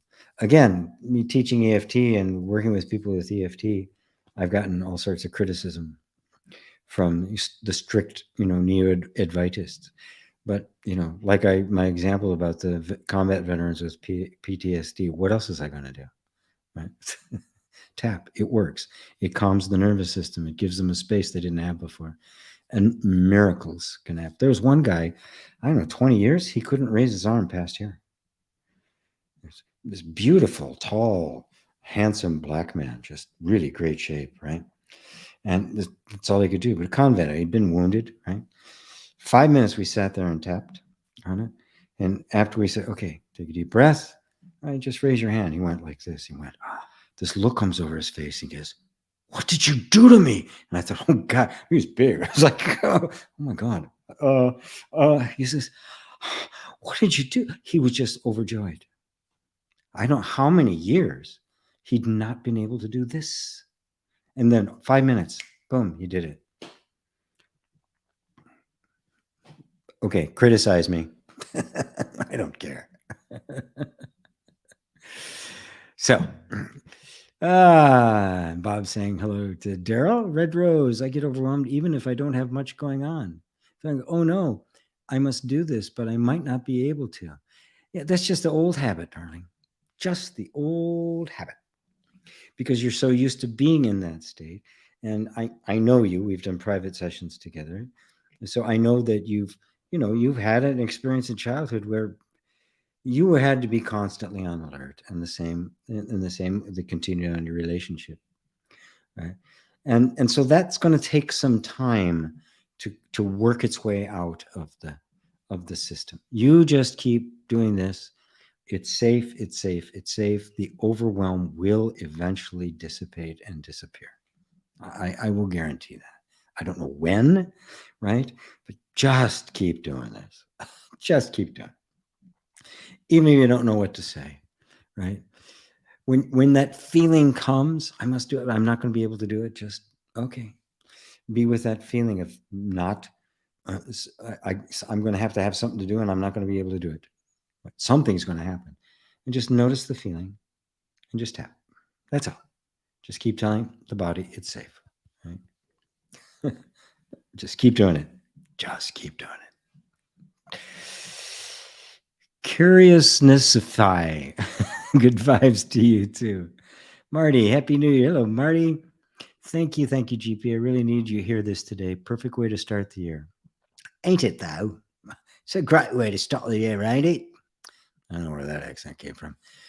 Tien, happiness and contentment are inherent in awareness, but in order to feel that, I have to turn attention within, aware of being aware. Am I right, GP? Yes, absolutely. You got it. Yeah. Yes. It is you. It is your nature. But what we experience is projections of the mind. So the mind needs to be corrected. And what is mind? It's thought, it's perception, it's attention, right?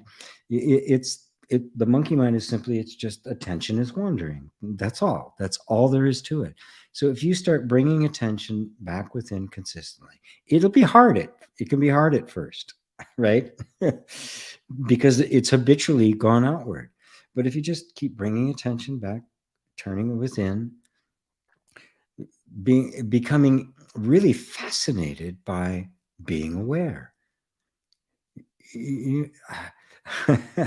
Actually, I was talking to somebody just not that long ago, just the miracle. Right? As far as we know, we're the only critters in all of history and on the planet. And there are literally billions upon billions of species and trillions, quadrillions of individual beings. We humans are the only ones apparently that are actually aware of that. The dog isn't aware, it's conditioning. We are actually aware of being conditioned. What? That's what it means, being aware of being aware. I'm conscious of being conscious, right? I'm conscious and I know it. Whoa. This is what it means to delight in the personal realization of Buddha knowledge. There's a delight in this. This is miraculous.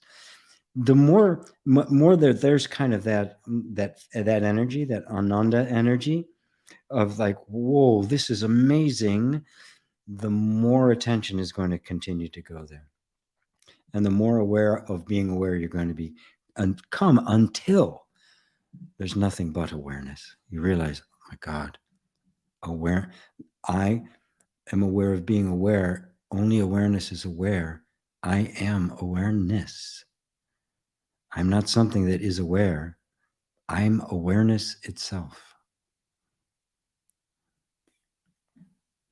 And Happy New Year to Vietnam. To all of Vietnam. Happy New Year to every being. May all beings end suffering and be happy. Thank you, says Shania. You're so welcome. Love you, girl.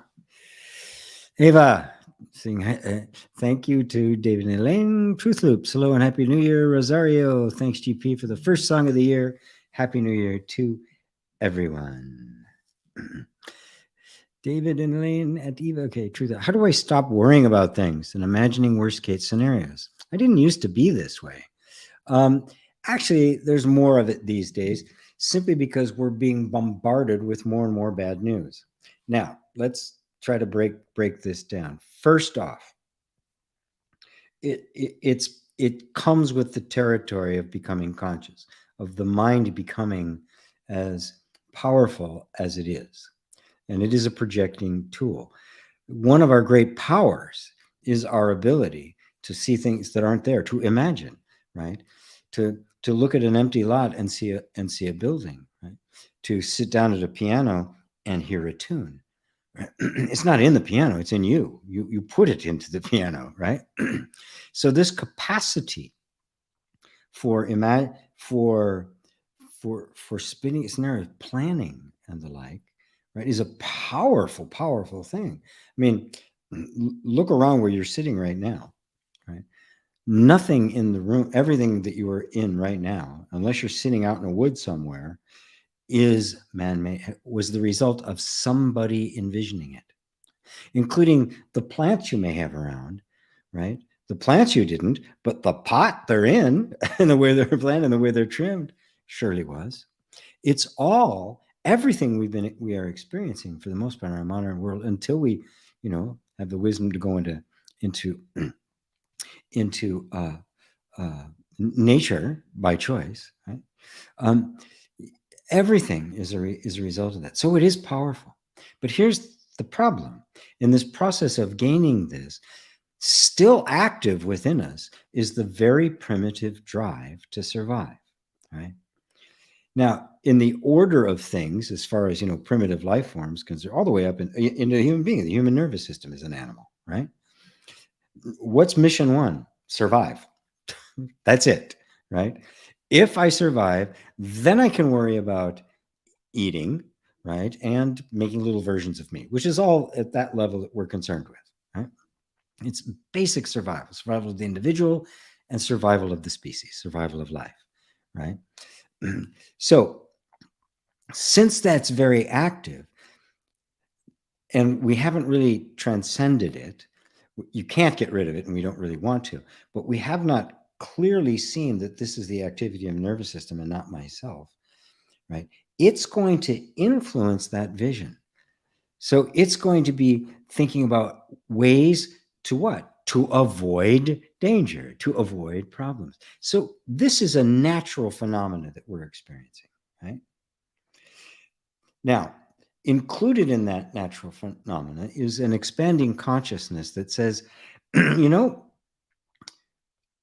most of what I worry about, matter of fact, everything I'm worried about, I don't actually know whether that it's going to happen. In fact, it probably won't. And worrying isn't helping me in the slightest. So now there's an awakening that's taken place that realizes this isn't useful, right? And it's not even true, right? But at the same time, there's this energy that keeps doing it, right? So when you ask, how do I stop worrying? The question is, I can't get you to stop worrying, but I can get you to the point where you're no longer believing the worrisome scenarios that the energy system, the nervous system is creating purely out of the drive to survive. It's right. If I can formulate every possible thing that goes wrong and design is a defense for it, I am safe. Of course, that's impossible. You can't ever do such a thing, right? I mean, they try. We're so stupid that we actually try to do that. We have computers running all these scenarios and things the military does. I mean, it's the height of stupidity, right? With heavy artillery, which is a scary thought. But I'm not going to project anything into the future. Anyway, so step out of it. See it as a mechanism, right? And you say, I didn't used to be this way. Well, don't say I didn't used to, because it's not you. So this is simply the way the nervous system, as it has been trained to do, is responding to the current environment. So yeah, a lot of people are worrying more than they used to, right? Because there's more to worry about, right? We are in a much less stable state. We are having all sorts of things coming at us that we didn't have before. We do have all sorts of polarization and confusion. That stuff is actually there. So it's not that you didn't used to be that way. It's just your nervous system didn't have the same information going into it, right? So now it's in a heightened state, which means you get the wonderful opportunity to step even further back into who you actually are. And thus this will cease to be impressive, because here's what'll happen. You will recognize that you don't need, this is the deeper recognition that the nervous system can absorb. You do not need to anticipate what could go wrong in order to deal with it. Because by your very nature, whatever you need to deal with, whatever inner resource you need to deal with whatever comes up, will be available when it's needed and not before. You don't need it now. So I don't have it. You might need it later. When I need it, it will appear. Right? When that is sunk in, the nervous system goes, oh, okay, that's a self-confirming self-validation that recognizes its own nature, and that it has, throughout the entire history of life, done just that, adapted correctly in such a way that it met the challenge. Yes, we seem to be challenged at a level that is unprecedented, which simply means we are going to discover powers in the near future that are going to blow our minds. That's what it means. Right? And this is how you go. This is how you reframe the entire thing. I don't need to know what it is. I will know when it happens. And if it doesn't happen, I don't need to know it. So I don't want to waste brain cycles on it. This brings you into the state of utter peace and contentment right now and puts an end to worry. Right? So even when worry does show up, it'll just be, well, yeah, it might happen. I'll be ready. Thank you. And thank you, Truth Loops. Lisa, how to know that in deep sleep my true self is still there? Good question. Good question. And it's a subtle one, right? And the only way you can really know it is to become conscious of being conscious, right? Now, you have a sense of self right now, right? But right now, that sense of self has a dependency upon having experience. Now, what if right now, everything you're experiencing, all the senses, all the thoughts and emotions, all just stopped for a moment? Nothing was giving you any kind of indication or feed or information that says you are. Right? Nothing external at all. Right? Would you still know that you are? And how would you know? Nothing is telling you that you are. What I'm pointing at is the subtlest of all senses, the subtlest of all experiences, the experience of I am, the knowingness that is not the result of an experience. It is not, I know that as relative information, with describing a subject-object relationship, because there's no subject-object here. There's just pure subject. So there's nothing else, no other reference point, no ethnic comparative, no description, nothing, right? Except yourself. What remains? I'm saying what remains is the knowingness, the knowing that I am, aware of being aware, and nothing else. Now, this is not something that you can grasp intellectually. I ask you to probe this for yourself. This is the practice. This is self-inquiry. Realizing that, you realize that in deep sleep, that's all you're experiencing. In deep sleep, there's no sensations, there's no thoughts, there's no emotions. So there's no time, there's no identity. I am not GP, you're not Lisa, right? There's no experience at all. There's nothing to measure time, space, anything, right? So you, as the person, are not there.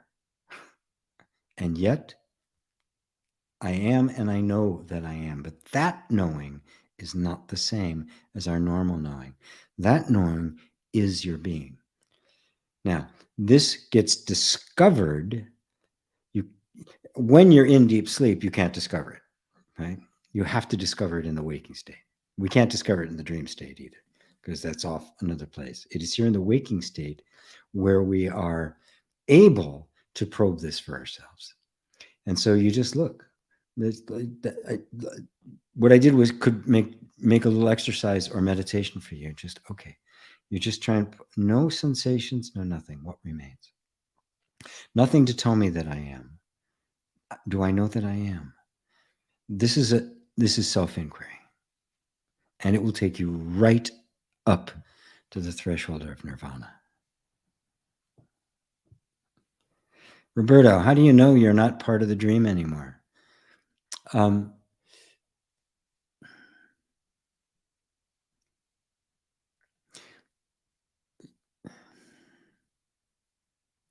What I'm going to suggest is that you put all your attention on that which is aware of the dreamer.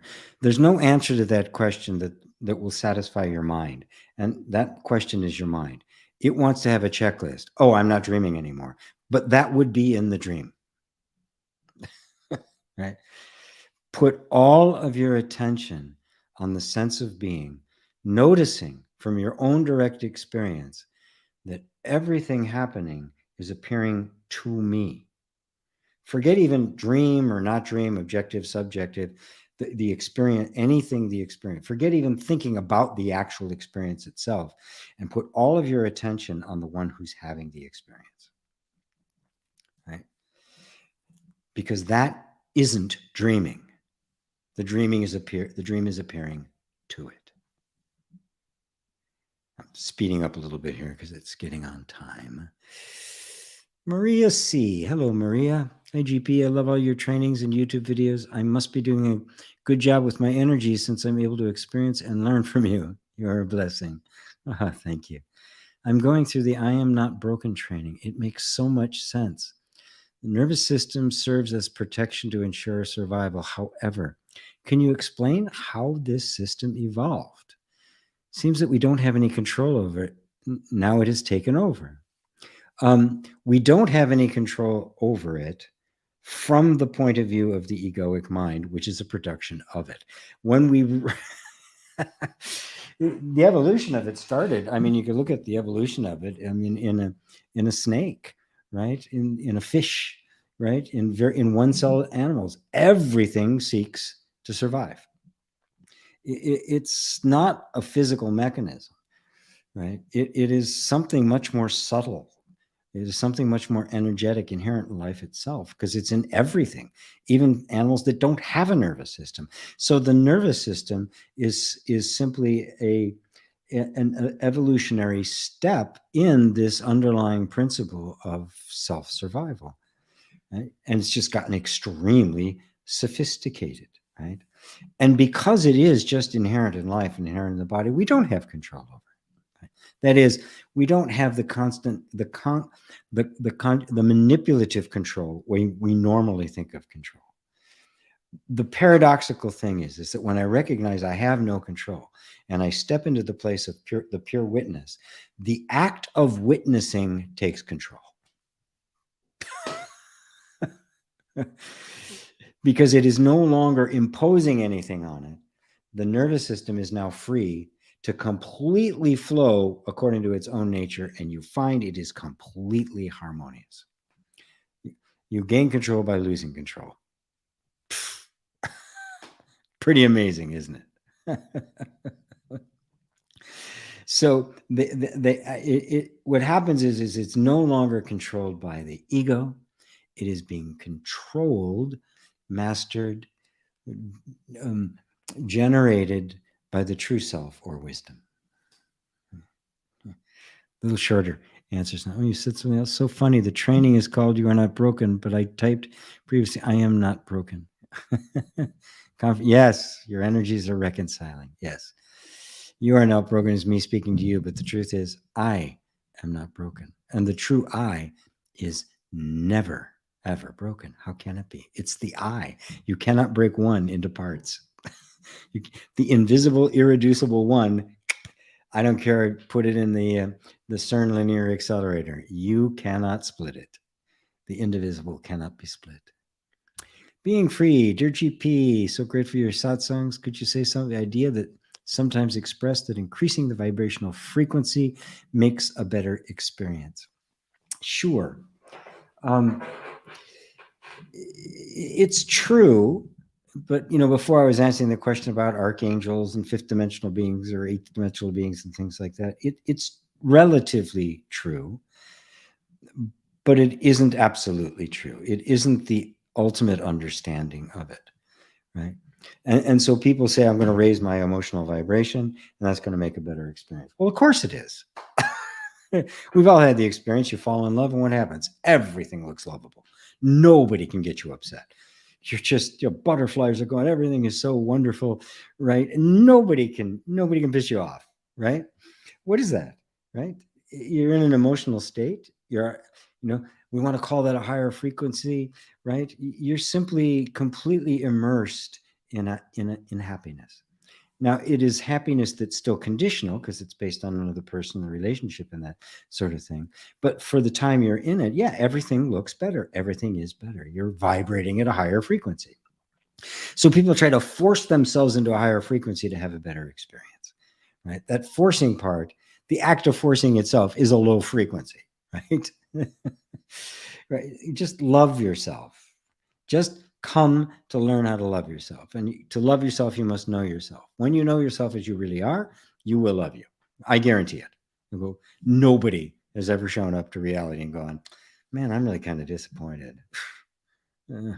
Boy, can I get my money back? Nobody's ever said that. Has said no one, right? So it's true, right? But it's remedial. Like the law of attraction is true, but it's a very remedial idea because it's still steeped in the idea of an objective universe, and it's out there, and I raise my and get it, and it's still very much locked into the ego's desire of trying to create happiness through circumstance, trying to make that permanent, which is inherently impermanent.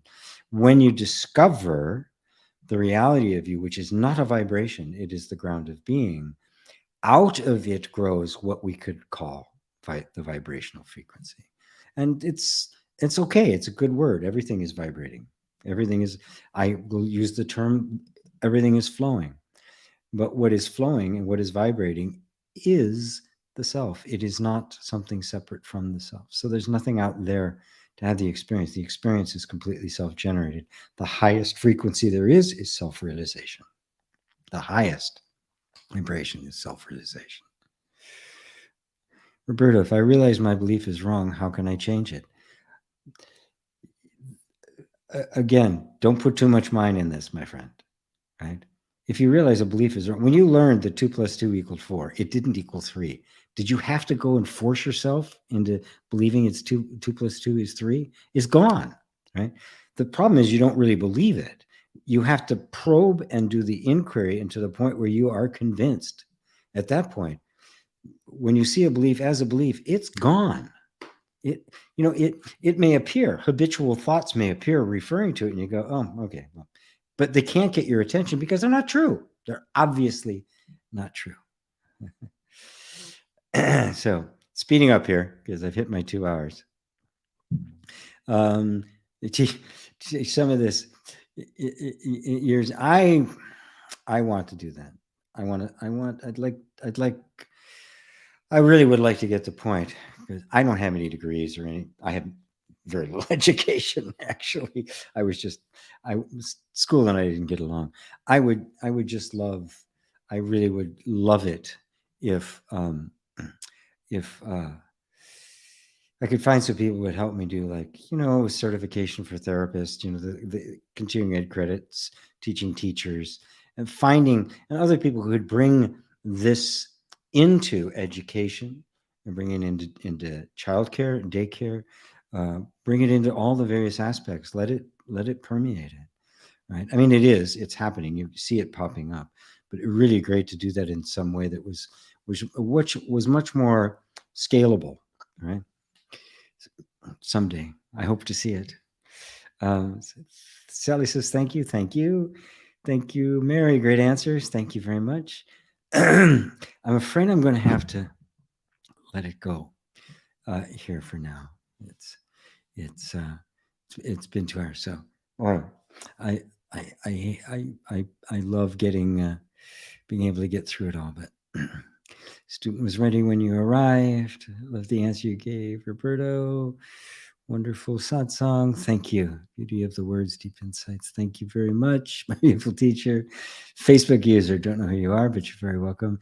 I am sorry if I didn't get to your questions that are real invasion. Patricia, good to see you, Patricia. Suzanne. Oh my goodness, so many. I can't answer them all. I'll be here all night. Anyway, please know that whether I answered your question directly or not, it got answered. You don't need the words to come out of my mouth, although sometimes people in their heads hear my voice and it helps. But don't try to, if it happens, great, but don't try to make it happen. All questions get answered. The answers and questions exist. They coexist. They're two sides of the same coin. You can't have one without the other, right? There's no such thing as an answer without a question or a question without an answer. If there's an ear, there must be a voice, which means that just hold the question then, right? And the answer will come, right? Because it's in the question. The fulfillment of every desire is in the desire. They are two faces of the same coin. They only appear to be different because in order for there to be the experience of question and answer, they must appear over time. Time must be created in order for that to happen, right? And so, while to the self, to the infinite, there is no time. All of it is simultaneous. It is pure potential. Question and answer are one. You could say they exist and they do not exist. So your answer is in the question. I guarantee it. So if it's something that's really important, just be with the question, put it out there. Don't struggle to get an answer. Just kind of give it out there, like in faith, and it will come. I guarantee it. Thank you all. I love you, love you, love you all. Thank you for being here. Until next time. Namaste.